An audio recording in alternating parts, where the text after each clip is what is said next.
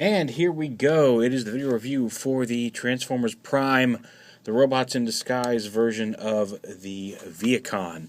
And he's the same type of little Vehicon car. He does have the gun over here that plugs into the side. You can just pop that off. You can peg it into either side.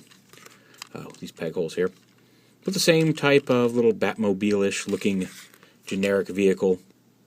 Here he actually does, it's hard to tell, but the Decepticon symbol, it actually is showing up much better on camera than it shows up to the naked eye. You can see he's got a little purple painted Decepticon symbol there on his hood. But yeah, there he is. Here's a quick comparison of him next to the first edition. And you can see he's a little smaller. Not by much, well, I mean, yeah, I guess he's seriously smaller. He doesn't have the bright purple paint apps all over. And you see they fold up in very different ways here underneath. So yeah.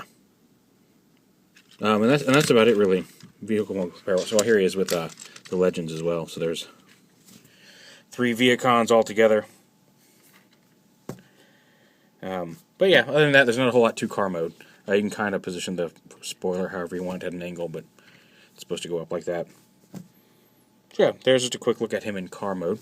Give me a second, we'll get everybody else into robot mode so we can show them off and show them off. Actually, we'll just real quick too, here he is with Robots in Disguise, Bumblebee, and Cliffjumper. So in about the same scale as all the other cars in the current line.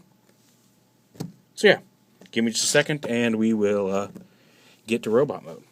Alright, and here we go with the Vehicon transformation. We go ahead, turn him into a robot. And it's actually kind of neat.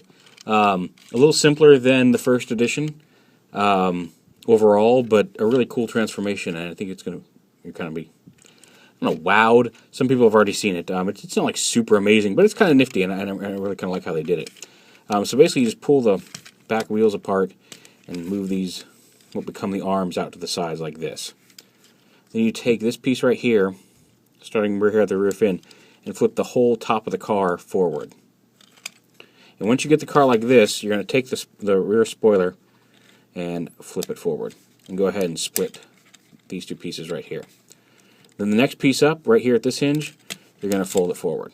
And the next piece here up at this hinge, you fold it forward. And then you come around here, you take these pieces up, flip them up. These are going to peg, there's a little peg here that pegs right into what was the roof of the car. Tilt these pieces back, and they will stop. There is a little ridge there to stop them. But there you have his legs.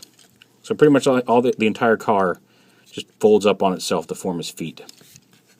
And after that, you just come up here, you take this, stand him up here and tilt this up here real quick.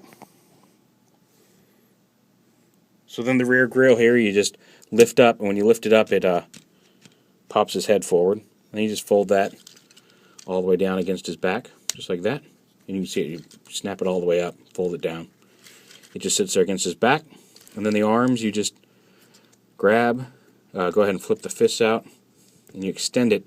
And it's on this weird little hinge, which imitates the way the arms are kind of off to the side on the show, but it is a little awkward. But you flip this forward like that, flip the hand up, rotate this whole piece to the side, and there is your arm. And same over here, flip the hand out. So you can see he's kind of got elbows that go to the side there. But there is Vehicon in robot mode. And you can bring the arms down, you can have them higher up. It all depends on how you want to pose them. I like to bring them down a little bit, make them look more like normal shoulders, but you can have them kind of mad scientist creation higher up if you want. And there he is. His gun he can hold in his hand as a pistol. It also, you can fold the hand up.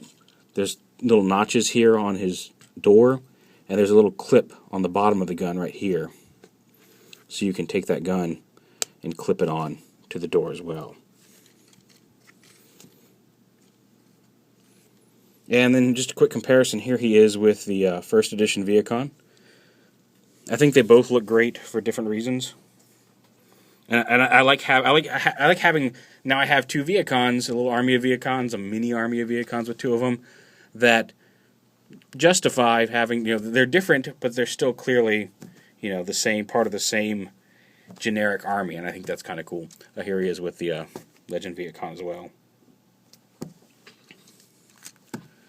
So, I think it's a perfectly viable alternative to the first edition. I think they both rank very highly for me, for different reasons. But if you missed out on the first edition, this is certainly just as nice of a replacement. It's easier to transform for one, which is nice, and just they both look great on the shelf, and I think they're both excellent representations of the character. And it's one of the few instances where I feel like it was kind of a lateral move from first edition to Robots in Disguise. So yeah, so there's that comparison.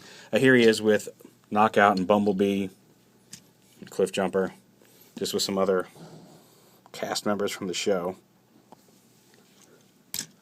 But yeah, definitely worth hunting this guy down. It sucks that he's only 1 to a case, at least in Wave 3. He may come out in higher numbers later on. But definitely going to be one to look for, the Robots in Disguise Vehicon. Available now for pre-order at TFsource.com. Excellent toys, great customer service. Why go to the store when you can go to the source? TFsource.com.